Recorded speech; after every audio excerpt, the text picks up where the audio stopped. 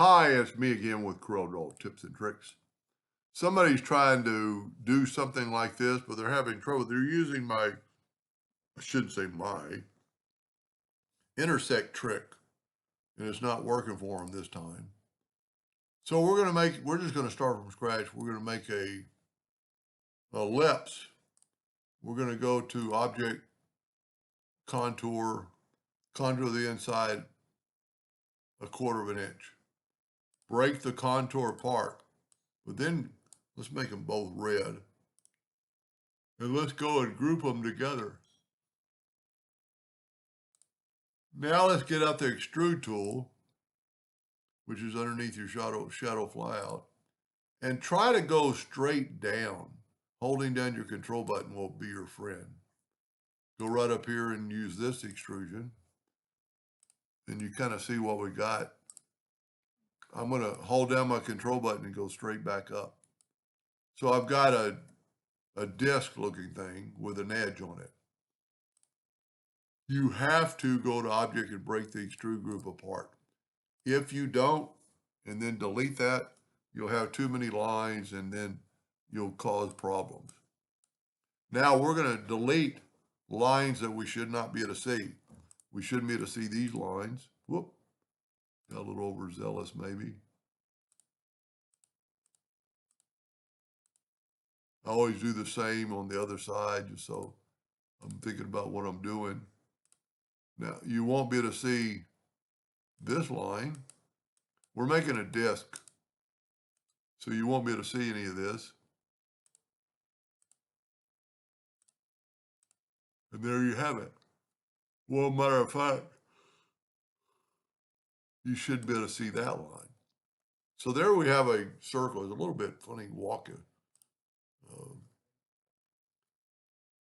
I'm going to show you 2 ways to do it because he's having problems. So we're going to move that out of the way. I'm going to take my Smart Fill tool and I'm going to use this light gray in the center. I'm going to use blue, dark blue on the very top. And I'm going to use that light blue there. I would take away the outline by right-clicking. Control G to group it together, and then rotate it 45 degrees. Control D with your Control D, and then move that away. So we have our deal. Now what he's doing is using the Intersect tool, which is great. We actually need this. So what I always do is click on this one and go to Object, Order, Back a Page. And you can kind of see that it's really already on front. So we need this part right here in the back of the page. So and this is where you come into problems using this Intersect tool, which I love. You want to have the 4 white spaces showing. Shift select your item that you want to move and go up here to Intersect. And what that did, that made that. That little triangle shouldn't make a problem. Now we're going to go here, Object Order, Back a Page, and now we can move that little thing is going to cause us a problem. What if we can just get rid of it? Yep.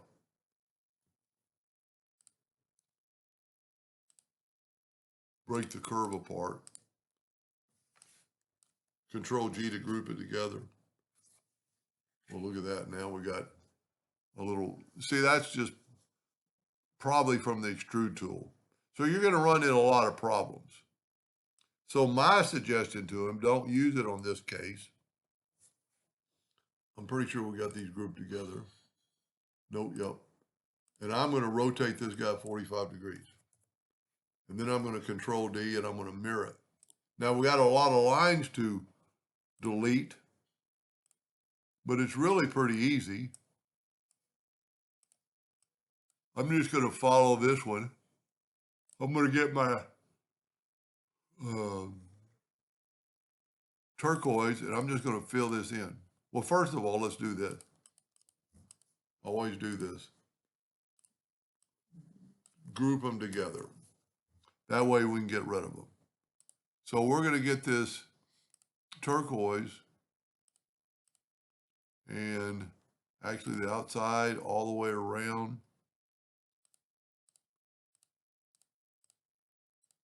All the way around. See, I'm filling in all these spots. And that's all the turquoise. What I would do now is take this and nudge out of the way twice maybe. Take this and weld it. That way I got rid of all the lines. Now we're going to get our gray. And I'm going to use that gray right there. So I'm going to get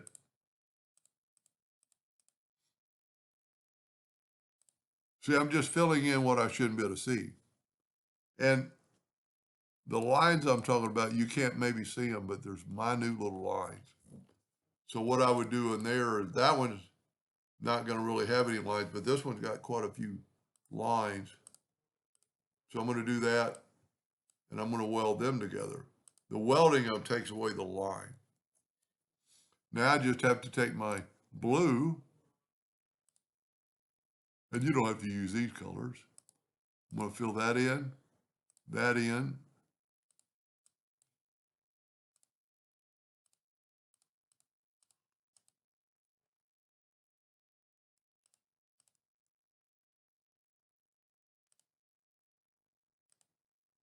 then get the gray. And I would strongly suggest to take this that's welded together, take that that's welded together,